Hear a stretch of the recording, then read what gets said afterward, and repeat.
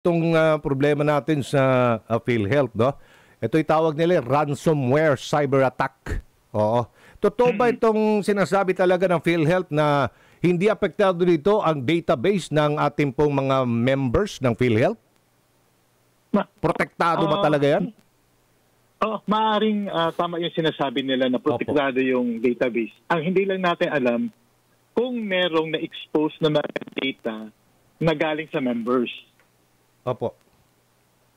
So yun yung pwedeng mangyari kasi anong data ho yun? Mga personally identifiable information na galing sa mga members. Opo. So merong address, merong pangalan, merong yung mga beneficiary. So pwedeng na-expose yun. Nako, pag yan na-expose ba, pwede bang gamitin sa kalokohan yan ng mga scammer? So ang mangyayari nito, pwede tayong biktimahin sa phishing. Pwede tayong biktimahin ng mga... Ang phishing, ibig sabihin nun, yung mga taong to magpapanggap na legitimate company sila o kakilala mo. At pagkatapos, hihingi sila ng mga information sa'yo at nanakawin yung pera mo. Halimbawa, mga credit card numbers o manghihingi lang talaga diretso ng pera. Kasi nga, kompleto yung mga data na nandito. So halimbawa, may tatawag sa'yo. Halimbawa, may tatawag sa'yo na, eto si congressman na disgrasya, ito yung mga detalye niya. Kailangan ng pera. So, ang tawag nito, phishing. Phishing. Para itong dugo-dugo. Nag-i-scam sila. Parang dugo-dugo gang din. Yun. Tama. Dugo-dugo nga. So, siyempre, kumpleto ang detalye. Sino yung nakasagot? Halimbawa sa telepono, may kausap at magaling magsalita. Ang gagawin na lang ng ating mga kababayan nakikinig ngayon, wag kayong magbigay ng inyong pong OTP. Tama ba? One-time PIN. Ano pa yung mga dapat ipagbawal na hihinging ng mga scammer through phone calls? So lahat po ng mga personally identifiable information. Pangalan, birthday, edad, wag ibibigay yan at wag magbibigay ng mga OTP, wag magbibigay ng mga password, additional information ng mga password. Kasi pwedeng gamitin yan ng mga cybercriminal para nakawin yung pera natin. Pero hindi nila kayang nakawin ng pera without asking first nitong halimbawa na lang mga importanteng impormasyon sa isang individual. Halimbawa na lang miyembro ng PhilHealth. Dapat tawagan ka muna at magbigay ng detalye tungkol sa iyong pagkakakilanlan or identity bago nila isagawa ang krimen. Tama ho ba? Tama po. Pero ang pwede nilang gawin dito kasi kompleto sila sa detalye, pwede silang mag-apply ng credit card o mag-open ng bank account kasi kompleto na yung mga detalye mo na nandun. Kaya ito yung delikado. Sana tama ang PhilHealth na walang mga ganitong information na compromise. Naku, delikado din pala yan. Sa tingin nyo ba ay nagkaroon talaga ng kapabayaan o negligence kaya naatake ang data system ng PhilHealth? Opo, personally sa pananaw ko, nagkaroon ng kapabayaan sa kanila. Kasi April pa lang, expired na yung mga security software nila na para protektahan yung mga data natin.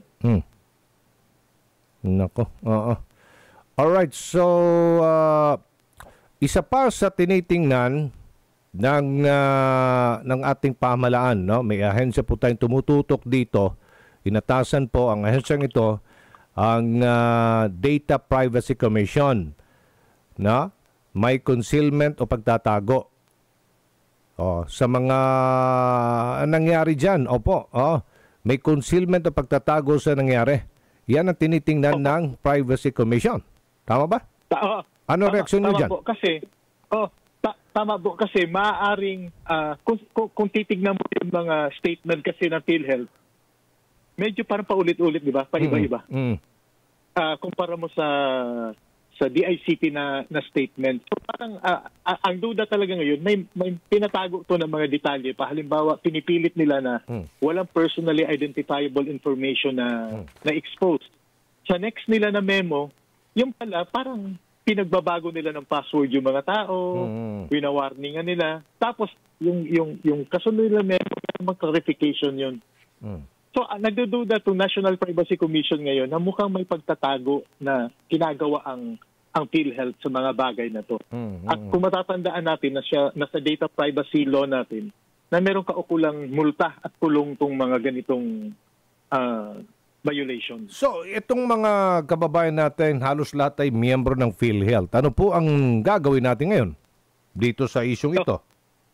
Ngayon po, wala na tayong magagawa kung expose na yung data natin. May mga sample data na pinadala itong mga cyber criminals na to, na meron mga ID, calling credit card, passport, company ID, GSIS ID sa driver's license na nandito.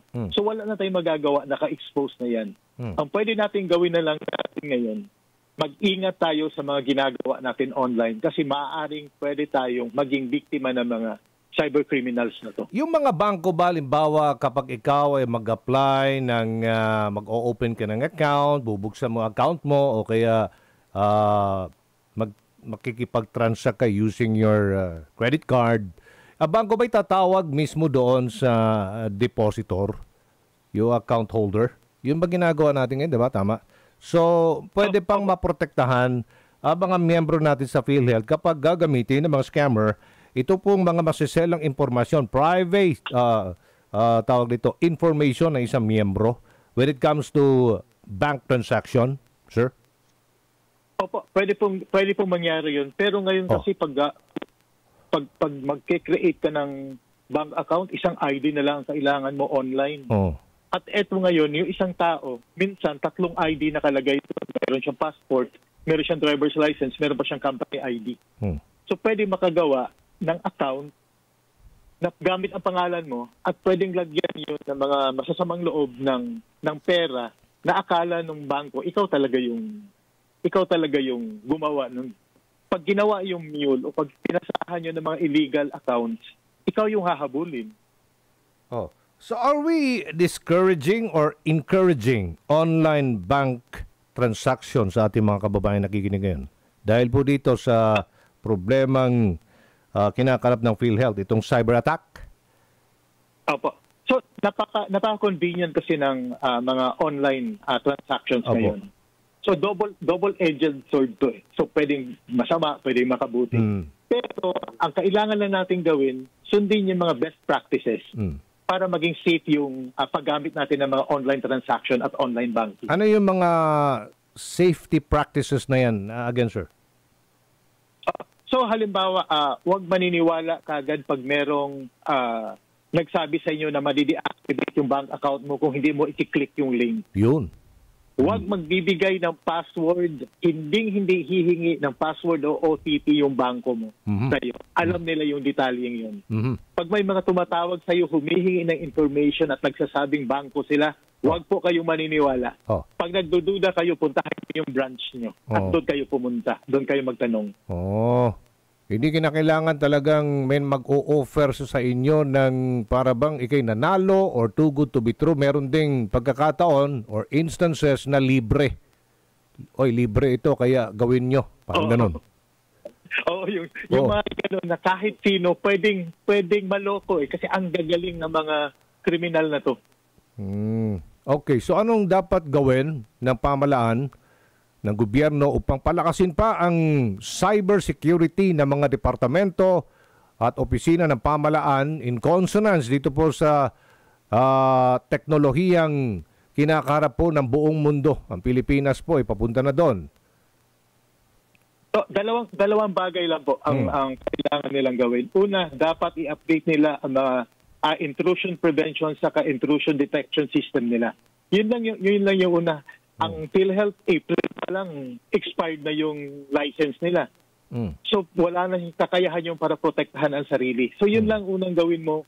I-update mo ang mga intrusion prevention, intrusion detection at mga antivirus. Pangalawa, user education. I-educate lahat ang mga empleyado na maging handa, wag mag-click ng link. Kasi ang nangyari dito sa PhilHealth, ang duda ngayon, may nag-click ng link, kaya napasok yung system nila. Marami talagang gano'ng mga insidente, no, na accidentally makiklik mo yung link. Kaya ang tanong dito ng ilan natin mga kababayan, siyempre, with that, dapat mag-ingat. Huwag basta-basta i-click kung ano may mga link na yan. Although dapat ito, wala na ito dahil rehistrado na lahat halos, no, ang ating mga SIM cards. Anyway, sir, ang tanong din dyan, napasok ba sa budget yan ng mga departamento at opisina yung pong pag-update sa kanilang system? Yun yung naging problema kasi ang binibigay na rason ngayon ng PhilHealth dahil daw sa higpit ng procurement process, kaya hindi nila na-update yung mga antivirus nila. So dapat kasi nakapasok na sa budget para auto-renew. So hindi mo na kailangan i-renew na tatawagan mo. Dapat auto-renew kasi napaka-sensitive na mga data ang pinoprotektahan ito. Nako, napakahirap ng ganito. Kaya ayoko talagang ito bang online banking? Iniiwasan ko yan, sir. Pero sabi mo nga, convenience nandun yung convenience, pero natatakot pa rin ako Sa totoo lang sir. Gusto ko talaga, pupunta ako personally sa bangko, yung bang mano-mano, online na, hindi na online, kundi pupunta talaga ako sa bangko at doon po mag-withdraw or mag-deposit. Sa totoo lang. Pero kasi dapat dapat po kasi kung ang manual system mo insecure, nilipat mo yan sa digital. Minagnify mo lang yung pagiging hindi secure niya. Kaya dapat doon pa lang sa bangko mo, yung manual system niya, secure na dapat yun. At nung ginawa niya yung digital, mamamagnify yung security niya. So kaya dapat gawin. Pero magtiwala po tayo sa online banking system natin. Meron naman sila mga securities intact. Halimbawa, pag may magtatransact using your card or your savings account, halimbawa, magsisend naman ng SMS ang bangko sa iyo to confirm na ikaw nga ba talaga ito. Para ganun tama po.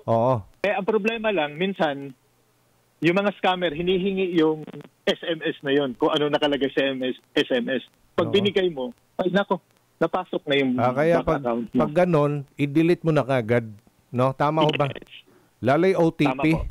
Pag may OTP, naka-receive ka ng OTP, delete mo kagad. Yun ang ginagawa ko Yes. Baka may bigay ko pa ito kanino man. No, anyway. Tama po.